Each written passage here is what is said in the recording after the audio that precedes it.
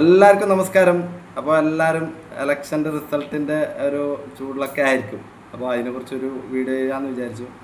കാരണം നമുക്കറിയാം, ഇപ്പോൾ ഇലക്ഷൻ എന്ന് പറയുമ്പോൾ ആൾക്കാരൊരു എന്തെന്ന് പറയുന്നത് മുമ്പത്തെ പോലെ അല്ല. മുമ്പാണെങ്കിൽ ഇലക്ഷൻ എന്ന് പറയുമ്പോൾ ഒരു അത്ര വലിയ ചൂടൊന്നും ഉണ്ടാവില്ല. ഇപ്പോൾ ഭയങ്കര ചൂടാണ് ഇലക്ഷൻ എന്ന് പറയുന്നത്. ഈ ചൂട് കാലത്തുള്ള ഒരു ചൂടാണെന്ന് വേണമെങ്കിൽ പറയാം.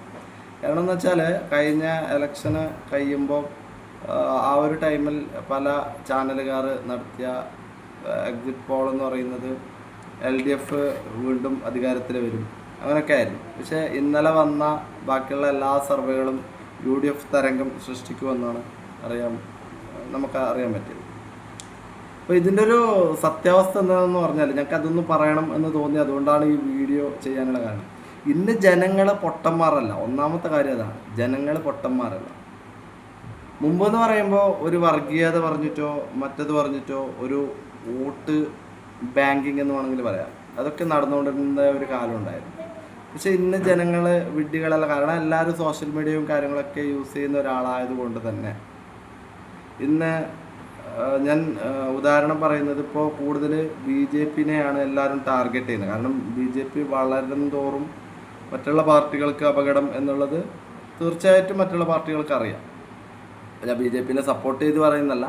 അതുകൊണ്ട് BJP ഒരു വർഗീയ പാർട്ടി എന്ന് പല പാർട്ടികളും ഇങ്ങനെ പറഞ്ഞ് ജനങ്ങളെ ഒരു ഇതാക്കുകയാണ്. അപ്പോൾ ഇതിലെത്രമാത്രം സത്യമുണ്ടെന്നോ സത്യമില്ല എന്നുള്ളത് ഒന്നും ഞാൻ പറയുന്നതല്ല. കാരണം എന്ന് വെച്ചാൽ ഇങ്ങനെ പറഞ്ഞാൽ വോട്ട് കിട്ടും, അല്ലെങ്കിൽ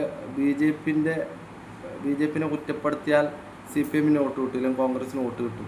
ഇതൊക്കെ അങ്ങനത്തെ ഒരു കാലമൊക്കെ ഇപ്പോൾ പോയി.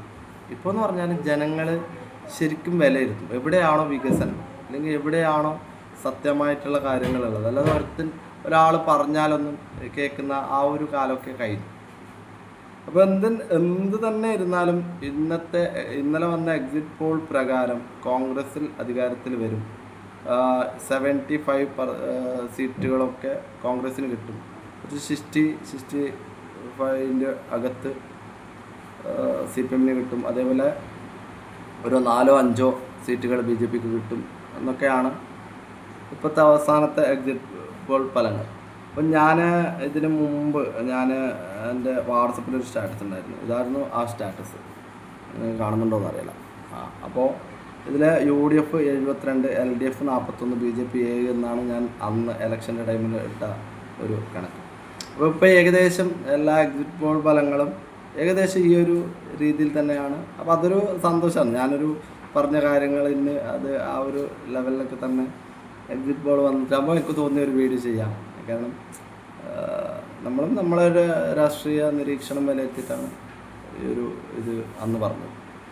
അപ്പോൾ എന്ത് തന്നെ ആയാലും പിന്നെ ഇപ്പോൾ നമുക്ക് കൂടുതലായിട്ട് എല്ലാവരും കാണുന്നത് ആക്സിസ് മൈ ഇന്ത്യ എന്നുള്ള അവരുടെ സർവേ ആണ് എല്ലാവരും ഉറ്റുനോക്കുന്ന ഒരു സർവേ എന്ന് പറഞ്ഞാൽ.